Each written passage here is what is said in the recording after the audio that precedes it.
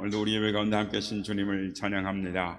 예배를 통해서 우리 가운데 임재해 계신 하나님을 만나시는 우리 모두가 되시길 주의 이름으로 축복합니다. 옛날에 장삼이란 사람이 살고 있었습니다.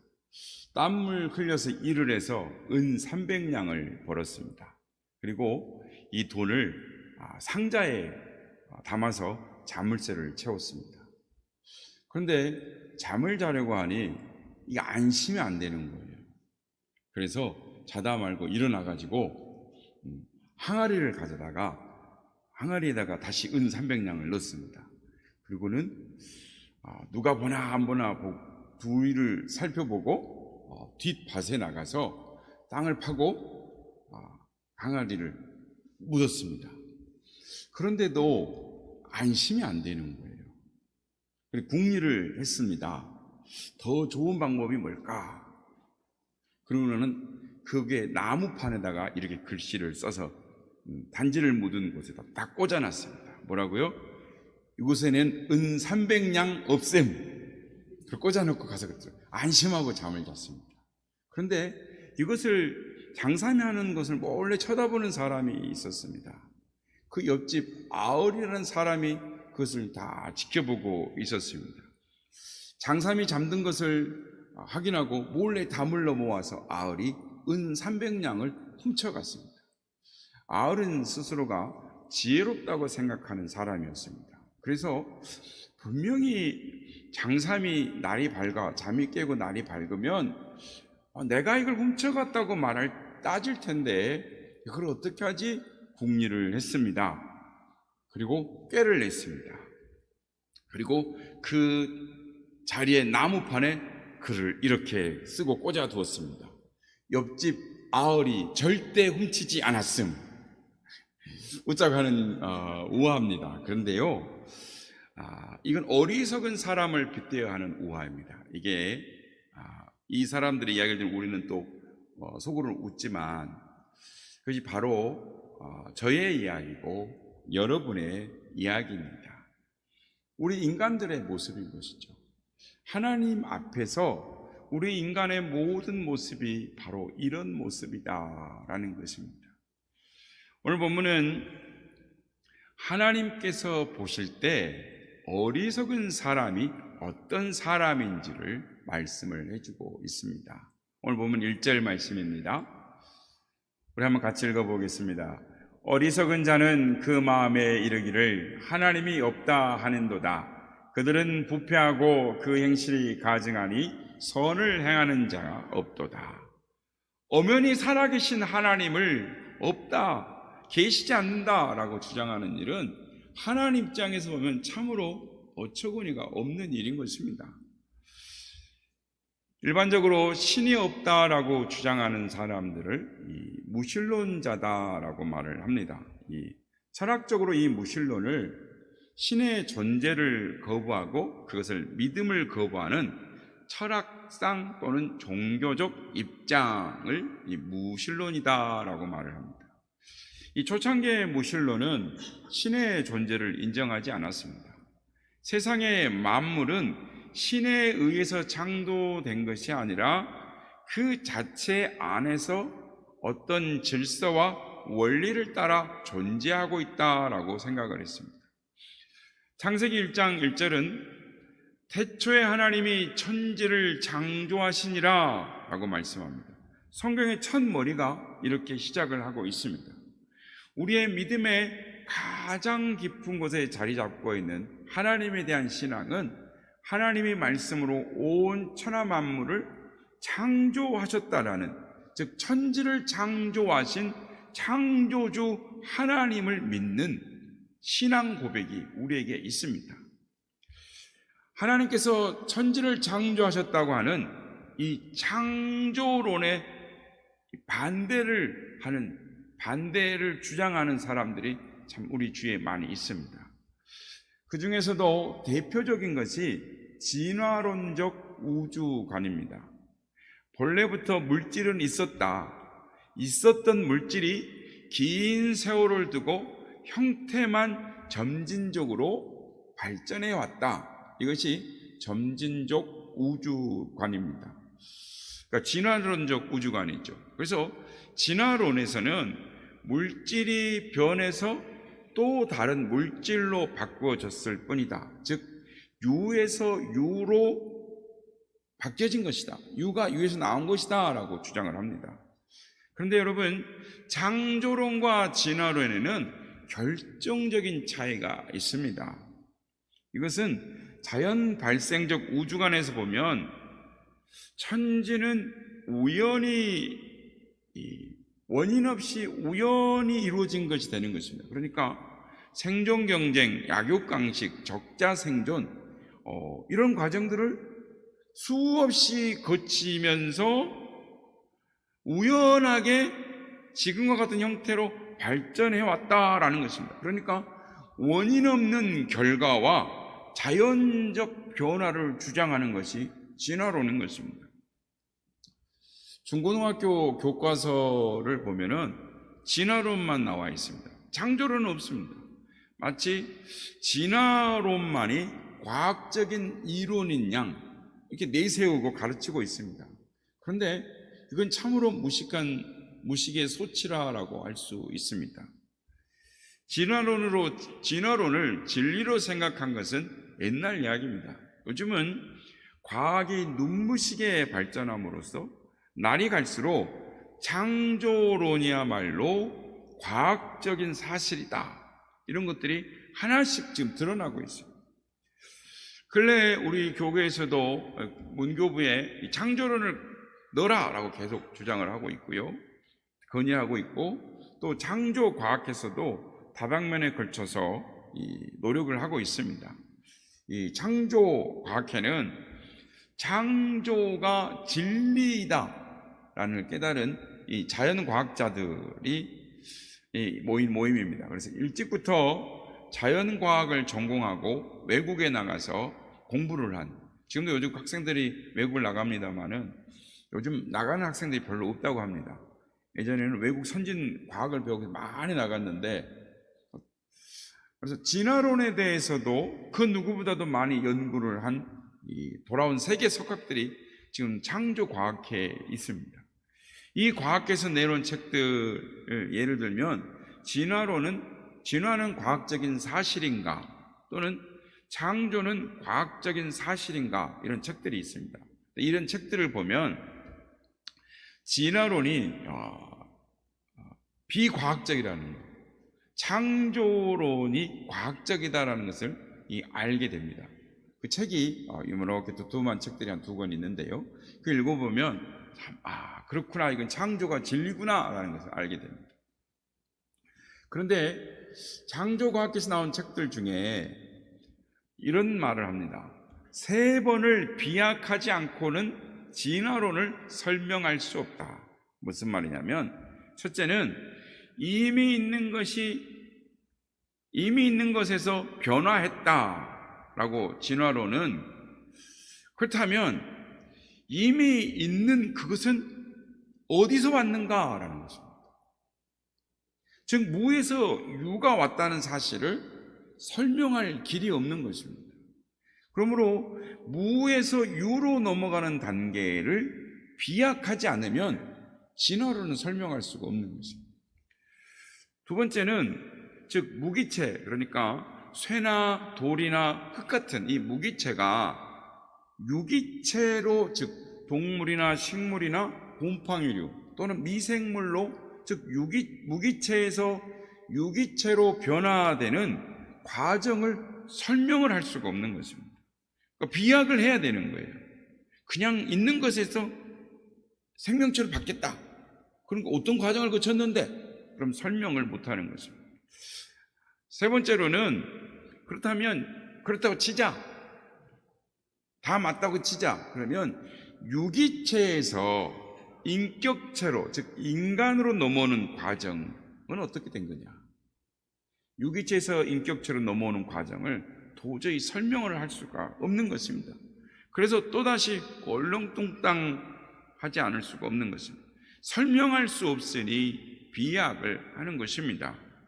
비약 없이 설명할 수 없으니 이건 과학이 아니죠. 미신인 것입니다. 참으로 과학적이라면 비약적 단계가 있어서는 안 되는 것입니다. 태초에 하나님이 천지를 창조하시니라. 창세기는 이렇게 시작을 합니다. 자연과학자들은 전자현미경을 들여다보면서 거기에서 보이는 발견하는 자연의 이 오묘함에 경탄을 한답니다. 할렐루야 외치게 된다는 것입니다. 이를테면 여러분들이 잘 아는 눈의 결정은 이렇게 하늘에서 내리는 눈 있죠. 그 결정은 아무렇게나 빚어져 내리는 것 같지만 그 결정은 아주 오묘한 질서로 아름다운 형태를 지르고 있다. 그래서 그걸 보다가 탄성을 지르다가 나중에는 어떻게 이렇게 아름다운 것이 존재할 수 있을까? 숙연해지기까지 한다라는 것입니다. 그러니까 자연의 오묘하고 신비로움은 사람의 말로 형연할 수가 없는 것입니다. 뿐만 아니라 병원의 의사들은 사람의 몸이 참으로 오묘하다라고 말을 합니다. 어느 목사님이 수술을 하고 나와서 한숨을 돌리고 있는 의사 선생님 보고 일부러 짓궂은 이렇게 농담을 한답니다. 되는 대로 얼렁뚱땅 꿰매 낳고 나왔죠? 이렇게 말을 한답니다. 그러면 의사들 입장에서 그게 얼마나 기분 나쁘게 들리겠어요? 그런데 의사 선생님이 이렇게 웃으면서 진지한 표정으로 대답을 한답니다. 그게 말이에요. 참으로 오묘하단 말이에요. 얼렁뚱땅 그냥 바느질을 하듯이 적당히 꿰매놨는데도요 잘 붙거든요. 이렇게 말한답니다. 세상에서 가장 잘 들러붙는 것이 사람의 살이라는 것입니다.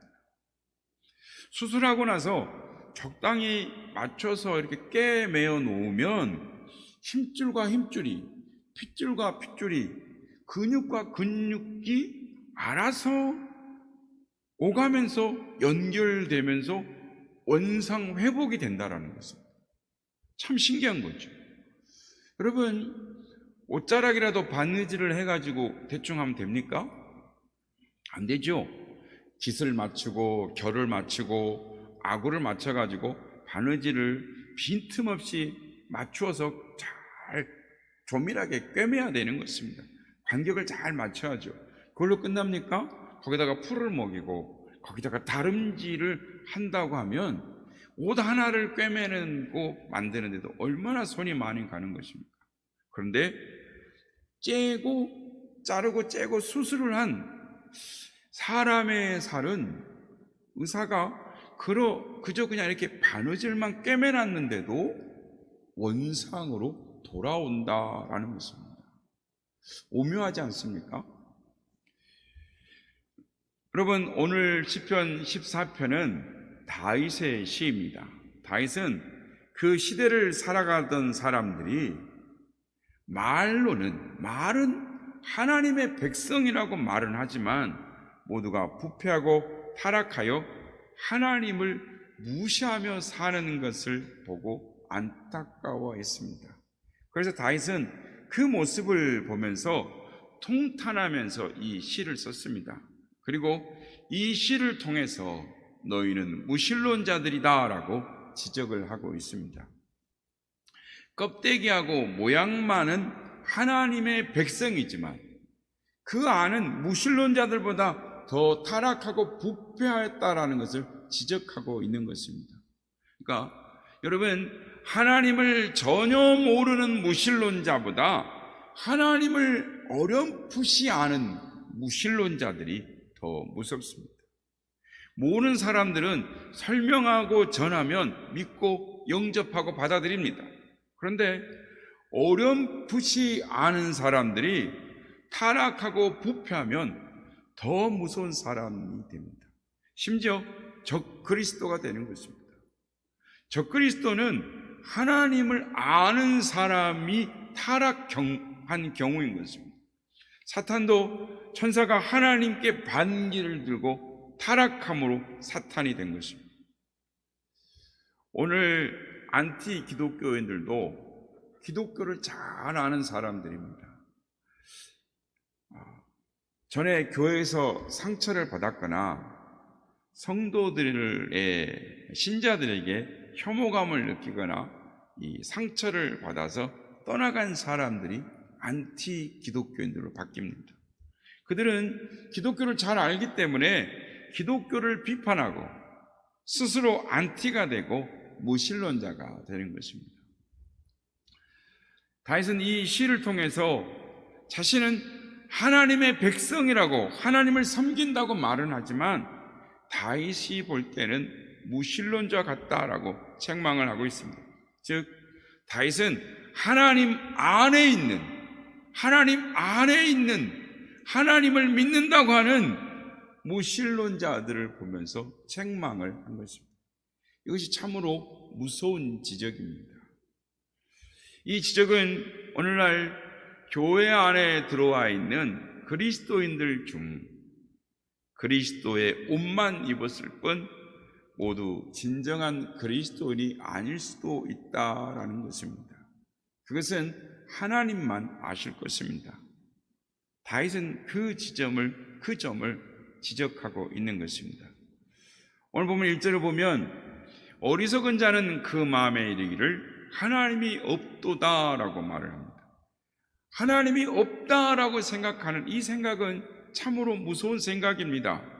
그 결과 이 세상에 무서울 것이 없는 자세로 삶을 살아가는 것입니다. 그래서 1절을 보면 그들은 부패하고 그 행실이 가증하니 선을 행하는 자 없도다라고 말합니다. 그리고 4절을 보면 죄악을 행하는 자는 다 무지하냐 그들이 떡 먹듯이 내 백성을 먹으면서 여호와를 부르지 아니하는도다라고 말씀합니다. 이것이 문제인 것입니다. 이 세상에 두려울 것이 없다라는 것입니다. 이것이 얼마나 무서운 인생관입니까? 무서울 게 없는 거예요. 그냥 신이 없으니까. 여러분, 하나님이 계시다라는 살아계시다는 사상과 하나님이 없다라는 사상의 차이는 우리 주변에 현실적으로 어떤 결과를 초래했습니까? 30여 년 전에 아마 기억하실 겁니다. 저도 진짜? 이렇게 TV로 보면 놀란 적이 있는데 30여 년 전에 독일이 통일된 이후에 동독과 서독의 차이가 무엇인가라는 것을 언론을 통해서 우리는 정보를 얻을 수가 있었습니다. 정확히 말하면 34년 전이죠. 그때 동독은 동서로 갈려져 있고 우리는 남북으로 갈려져 있습니다. 그래서 동독은 북한과 똑같고 서독은 우리 남한과 똑같으니까 우리도 똑같은 길을 가면 얼마 안 있어도 통일될 것이다. 우리도 이때쯤 그때는 2000년 정도 되면 통일될 것이다 라고 생각을 했습니다. 그러니까 상식적인 생각을 누구나 했지 않겠습니까? 독일 사람들은 세계가 인정하듯이 근면하고 성실하고 전략하는 사람들입니다. 그리고 머리가 뛰어나고 우수합니다. 그래서 세계적으로 한때는 세계를 위협하기도 했고 또 신학적으로는 예전에는 독일에 가서 신학 공부를 하고 와야 알아줄 정도로 신학의 깊이가 있는 곳이 독일이었습니다. 그래서 30-40년 시절 그 전에 올라가면 서독에 가면 사람들이 정말 부럽다. 저도 초등학교 때 라인강의 기적 이야기를 듣고 자랐는데 여러분도 아마 그랬을 것입니다. 그런데 서독에 가면 너무 부러웠답니다. 길거리 가면 거리에 벤츠가 있고 BMW가 질비하게 서 있고 택시를 잡아도 벤츠가 와서 탁 서더라는 것이죠. 와, 서독 대단하구나. 국민들이 축구 구경 가고 음악회 몰려다니면서 참 행복하게 사는구나. 이렇게 생각을 했다는 거죠. 그런데 동독에를 가보니까 자동차들이 경운기 달리듯이 털털털털 하면서 고물 자동차들이 돌아다니더라는 것입니다. 그렇게 부지런한 동독 민족이 게으르기가 한이 없고 먹는 음식이 너무 초라해서 여행객들이 먹을 음식조차 변변하게 없이 가난하더라는 것입니다. 그래서 동독 사람들의 소원이 어떻게든지 서독에 가서 일자리 취직하고 싶다라는 것이었다는 것입니다. 예전에 한 동독교회 성도가 한국 교회 성도들이 방문했을 때 이런 말을 했답니다. 그동안 동독 사람들이 얼마나 게으르게 살았는가. 서독 한 사람이 할 일을 10사람이 감당을 해내지를 못하더라는 거죠. 이게 이데올로기가 그렇게 만들었다라는, 하나님이 없다라는 사상, 위험한 것입니다. 같은 땅에서 같은 민족, 같은 사람들이 살고 있는데 무엇이 그렇게 큰 차이를 가져온 것입니까? 이게 바로 사상이라는 것입니다. 지금 우리가 2시간만 가면, 1시간 반만 가면 북한 땅을 보면 알 수가 있지 않습니까? 성도 여러분, 우리나라는 특별한 하나님의 영적 축복을 받은 민족입니다. 우리 우선 창조주 하나님을 호칭하는 언어가 우리나라 같이 잘된 나라가 없습니다. 그러니까 하나님 하면 유일한 표현입니다. 그러니까 하나님은 천지의 하나이신 유일하신 하나님 신이다. 이렇게 모든 우리 민족은 그걸 다 받아들여요. 하나님 그러니까 이 표현이 언어적으로 너무 잘 되어 있는 것입니다.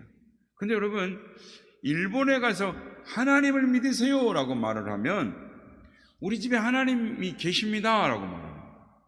자기들 집에 하나님을 믿으라고 그러는데 자기 집에 하나님이 있다 그러니까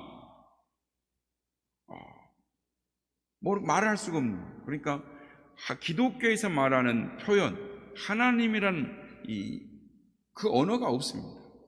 하나님을 믿으러 가는데 부처나 임금이나 하나님이나 무당신도 다 똑같이 뭐라고 말하냐면 카미사미, 카미라, 하나님을 카미라고 번역을 해놨기 때문에 신, 카미사미, 우리 집에 신이 있어요. 우리는 하나님을 믿으세요. 카미사미 이러는데 신으로 받아들이니까 우리 집에 카미사미가 있어요. 이렇게 받아들인다는 거죠. 우리나라에서 하나님이라고 하면 하늘에 하나밖에 없는 신, 우리 민족에게는 하나님 하면 유일신, 이 사상이 있는 것입니다. 이게 참 큰 축복인 것입니다. 여러분, 우리나라 애국가는 찬송가입니다. 국경일 때 또 기념예배 때 애국가를 부르면은 보수 신앙을 하는 분들이 교회가 하나님을 예배하는 것이지 국가를 예배하는 것이냐 그러면서 애국가 부르는 것을 비판하는 일들이 있습니다. 여러분, 찬송가와 애국가의 관계를 아십니까? 애국가는 지금까지도 작자 미상입니다. 작사자 미상입니다. 그러니까 이름을 바뀔 수 없는 일제, 이 핍박의 시대에 나라를 생각하며 지은 그 찬송가를 지금 우리가 애국가로 부르고 있는 것입니다. 처음에 곡조를 만들 사람이 없어서 스코틀랜드 민요인 올드랭 사인에다가 이 곡조를 붙였습니다. 그러니까 동해물과 백두산이 마르고 닳도록 하나님이 보호하사 우리나라 만세, 이렇게 애국가를 불렀습니다. 그런데 여러분, 전부여 의지 없어서 손 들고 옵니다. 이 찬송가에다가 가사를 붙인 것입니다. 그러다가 1930년대 안익태 씨가 거기에 맞춰서 작곡을 했고 1948년 대한민국 정부 수립과 함께 더불어 애국가로 선정이 됐습니다. 대한민국의 시작은 찬송가로부터 시작되었습니다. 이게 얼마나 큰 영적인 축복입니까? 시인 타고르가 지정한 대로 고요한 아침의 나라 그대여, 그대는 동방의 빛이여라 라고 말했습니다. 대한민국에서 일어나는 신앙의 불빛이 마침내 온 세계의 어둠을 밝히고 대한민국 교회 때문에 온 세계가 진리의 복음으로 밝아지는 축복의 나라, 우리나라는 그렇게 시작했습니다. 그런 나라가 되기를 예수님의 이름으로 축복합니다. 성도 여러분, 하나님을 지각하고 찾는 사람의 특징은 하나님께 부르짖는다라는 것입니다. 이 시를 지은 다윗은 하나님을 늘 찾는 사람이었습니다. 시편 1절에 보면 특별히 환난의 때에 하나님을 찾는 다윗의 모습을 보게 되는 것입니다. 여호와여 어찌하여 멀리 서시며 어찌하여 환난 때에 숨으시나이까. 다윗은 늘 하나님의 임재를 체험했던 것이 아닙니다. 하나님도 다윗이 늘 하나님의 임재를 느끼도록 하시지 않으셨습니다. 그럼에도 다윗은 하나님이 늘 자신을 굽어 살피시고 계심을 알고 있었기에 부르짖는 것입니다. 하나님은 우리와 늘 함께 하신다고 하셨습니다. 하지만 하나님은 우리가 늘 하나님의 존재를 체험하며 느끼며 살게 해주시겠다고 말씀하시지는 않으셨습니다. 하나님은 늘 우리와 함께 하시지만 우리는 그것을 느낄 수 없을 수도 있고 그렇지 못할 수도 있습니다. 그럼에도 우리는 하나님을 지각하고 찾는 자들은 하나님께 부르짖게 되어 있다는 것입니다. 우리가 어리석은 자인지 아니면 하나님을 찾는 의인의 삶을 추구하며 살아가는지는 내가 하나님을 부르며 살아가는지 안 부르고 살아가는지를 통해서 알 수가 있는 것입니다. 하나님이 없다고 하는 어리석은 자들은 하나님을 믿는다고 하면서도 하나님을 찾거나 부르짖지 않습니다. 오늘 보면 4절에 보면 죄악을 행하는 자들은 여호와를 부르지 아니한다라고 말씀합니다. 하나님께서는 이 세상을 인생을 굽어 살펴 보시면서 찾는 사람이 있습니다. 그게 뭐냐면 하나님을 찾고 하나님께 부르짖는 사람을 찾으십니다. 하나님은 우리가 하나님을 찾으면서 부르짖기를 원하십니다. 우리에게 여러 개의 환난과 고통이 닥쳐올 때가 있습니다. 이때에 우리 믿는 자들은 하나님을 부르짖는 삶을 살아야 하는 것입니다. 그것이 곧 하나님이 계시다라는 우리의 믿음의 고백인 것입니다. 하나님은 당신이 인생을 굽어 살피심을 믿고 하나님을 찾는 이들을 이 땅에서 찾고 계십니다. 그래서 6절과 7절에 왜 하나님께서 그러면 그런 자들을 찾는가 이유를 말씀합니다. 오직 여호와는 그의 피난처가 되시도다.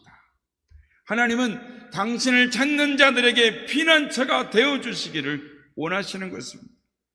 그러나 하나님을 알지 못하는 사람들은 어리석어서 다른 사람들을 괴롭히고 악을 행하는 것입니다.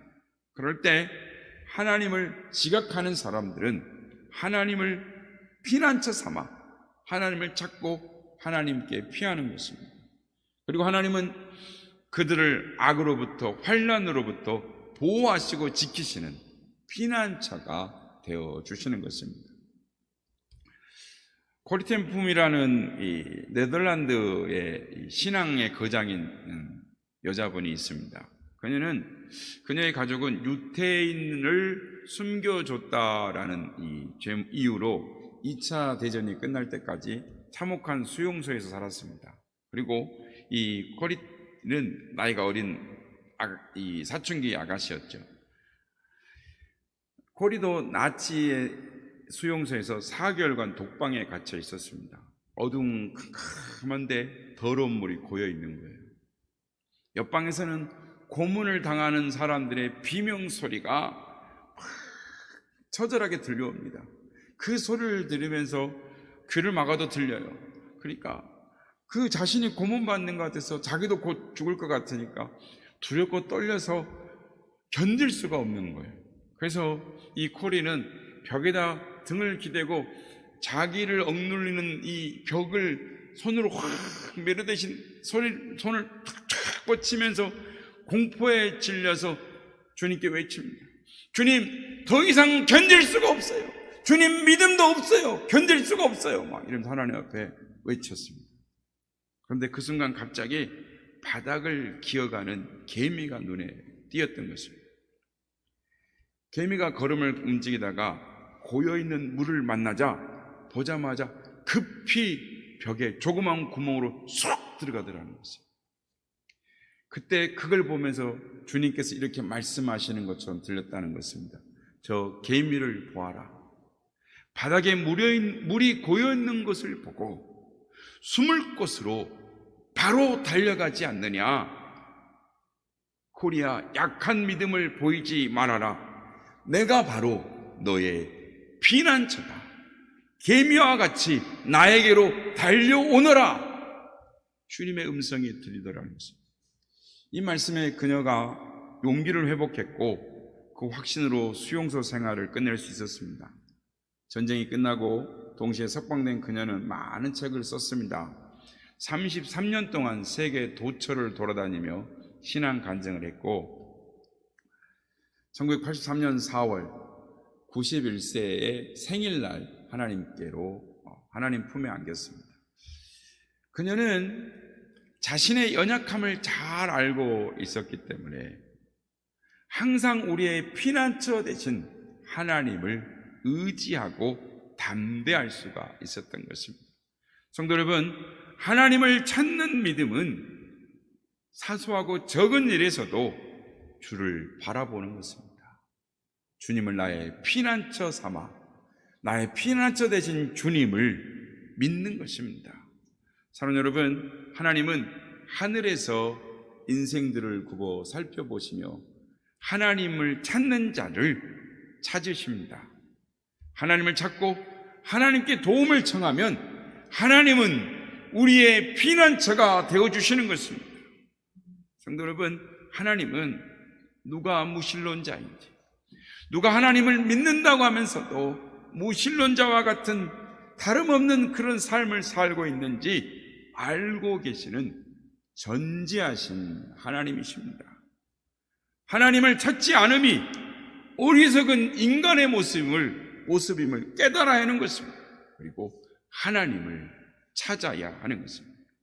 하나님은 언제나 어떤 상황 가운데서 하나님께 기도하는 사람들, 그들을 하나님께서 기뻐하시는 것입니다. 그러나 기도할 수 있는데도 기도하지 않는 사람, 그들을 하나님께서 어리석은 사람이라고 책망을 하시는 것입니다. 복음성가 가운데 기도할 수 있는데 라는 곡이 있습니다. 그 가사가 큰 도전을 주는 것입니다. 기도할 수 있는데 왜 걱정하십니까? 기도하면서 왜 염려하십니까? 기도할 수 있는데 왜 실망하십니까? 기도하면서 왜 방황하십니까? 주님 앞에 무릎 꿇고 간구해 보세요.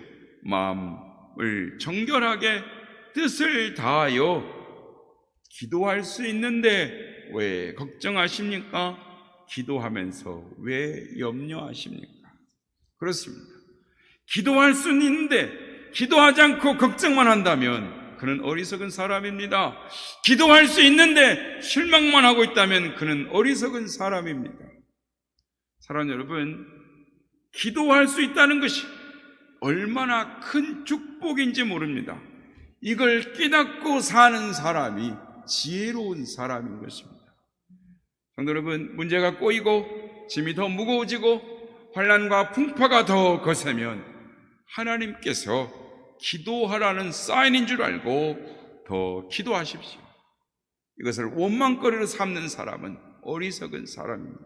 그러나 이것을 기도하라는 명령으로 삼은 사람은 지혜로운 사람입니다.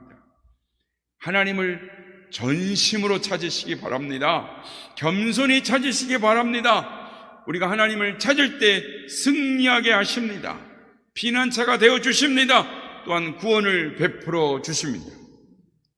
그러므로 때마다 일마다 하나님을 찾는 복된 성도들이 되시기를 축복합니다. 그리고 사랑하는 가족과 친지들에게도 살아계신 하나님을 전해서 그들도 복된 삶을 살게 하시는 우리 모두가 다 되시기를 예수님의 이름으로 축복합니다.